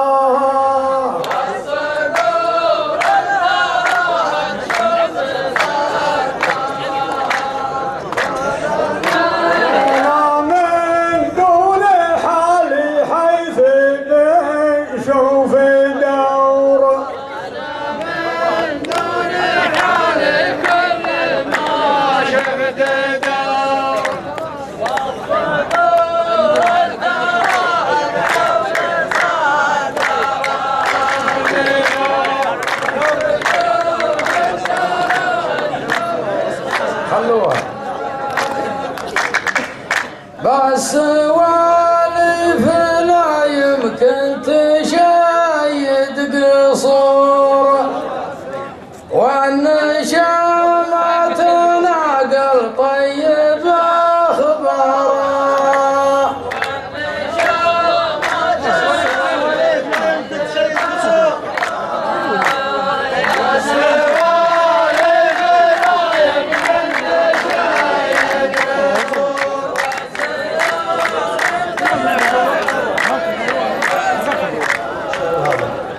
يا الهمايم ترى الخط الطويل مخبور وانتبه لا تطير الارض وغبارها وانتبه لا تطير الارض. شكرا لكل من الشاعر عبد الله القاضي، الشاعر سعد صالح العنيني، والشاعر المشارك بشاعر المعنى الشاعر سعد عطله الحبيشي، والشاعر حامد الذبياني. أما الآن مع الشاعر سعد حمدان العلمي، والشاعر مخيت حامد الرفاعي، والشاعر عبد الله سنيد العنيني، والشاعر محمد مساعد العلوي. يا لا لا لا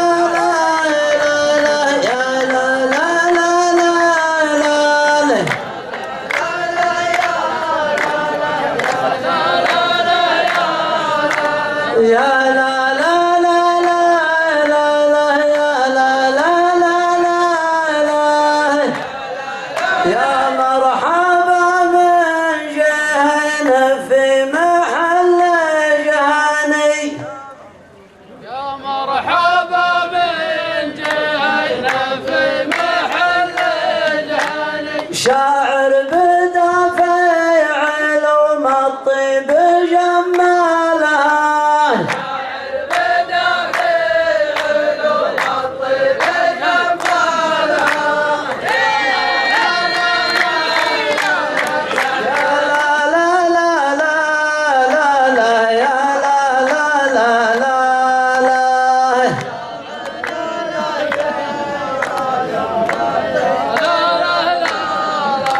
يا مرحبا في محل مكرمين الرجال مرحبا في محل مكرمين الرجال ترحيب يسري الطرق على نور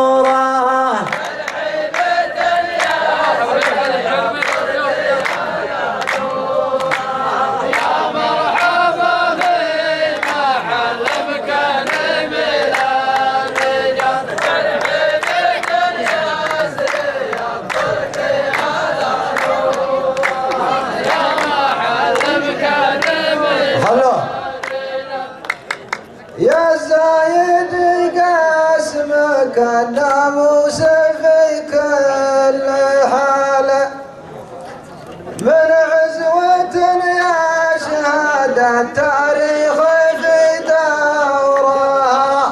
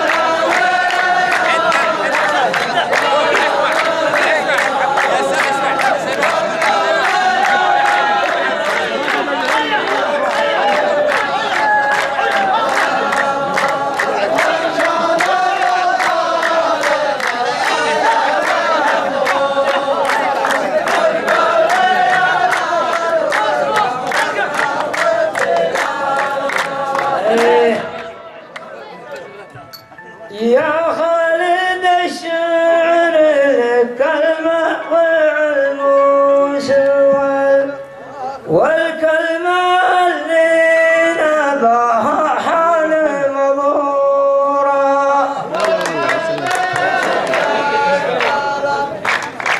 أنت خفيف ودمك خف دم الغزال طلعت في كورة ونزلت من كورة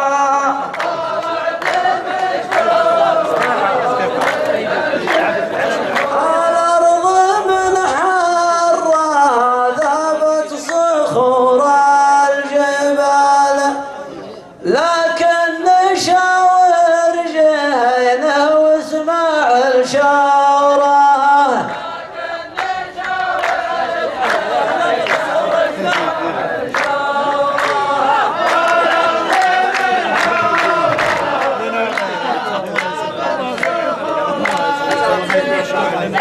بضاعتك ما تسامى ب5 ريال تجار هذا البلد لا تجرح شعورها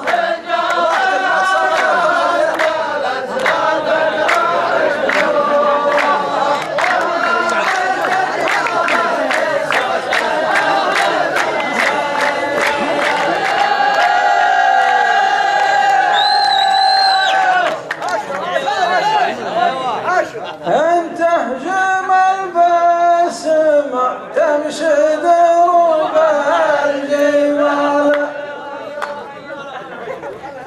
قدمك جبال يا بيت الله الله انت جمل بس ما تمشي دروب الجبال قدمك جبال تتعبك بظهورها قدمك جبال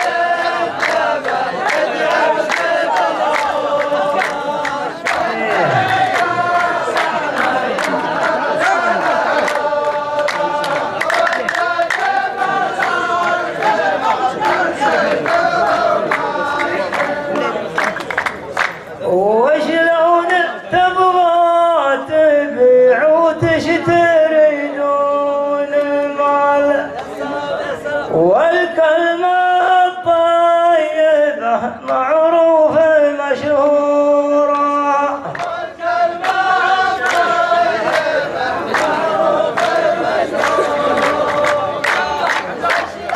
ايه عاشق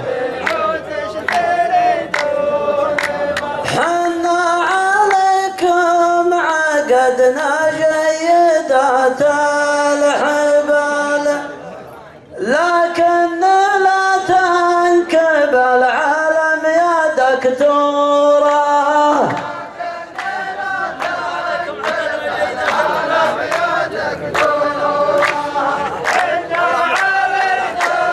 كل من الشعراء خالد حيمان الحجوري، شاعر سعد عطله سعد حمدان العنمي، ونشكر الشاعر بخيت حامد الرفاعي، كذلك الشاعر محمد بن سعد العروي. أما الآن مع الشاعر حمدان المشعلي والشاعر محمد دخيل الرفاعي والشاعر مسعود النزاوي والشاعر رجال الله سليمان الرفاعي.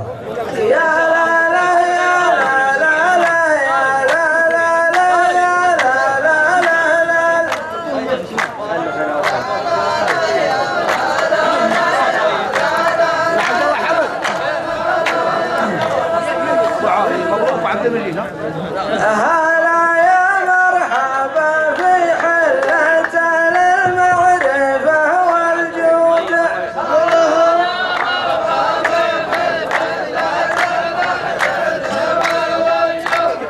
رجال يفخر التاريخ حاضرها وماضيها. رجال يفخر التاريخ حاضرها. يا ربعي الجلال يا تاج راسي طول الايام. يا ربعي الجلال يا تاج راسي طول الايام. انت وصيف والملعب داني فخاطر عواقيس. انت وصيف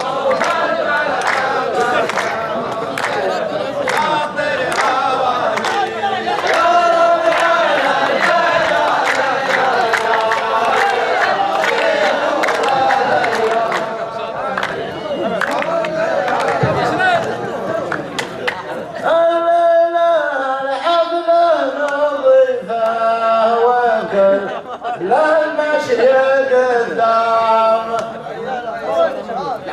واللي نقول بالنهاية عسى الله يلعن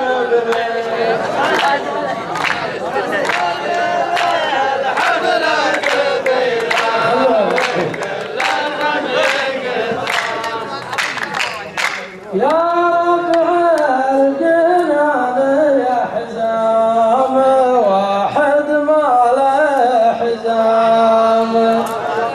أنتم رياجيل الكرم والمواقف والنواميس.